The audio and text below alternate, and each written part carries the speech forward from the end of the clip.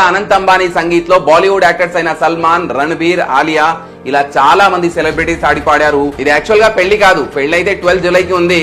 పెళ్లి card gold silver coating తో చేయించారట.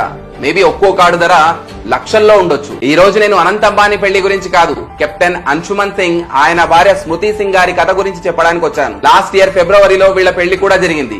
సరిగ్గా 5 నెలల తర్వాత కెప్టెన్ అంశుమన్ సింగ్ వీరమరణం పొందారు. ఈయన వైఫ్ కి రీసెంట్లీ రాష్ట్రపతి చేతుల మీదుగా చక్ర అవార్డు కూడా లభించింది.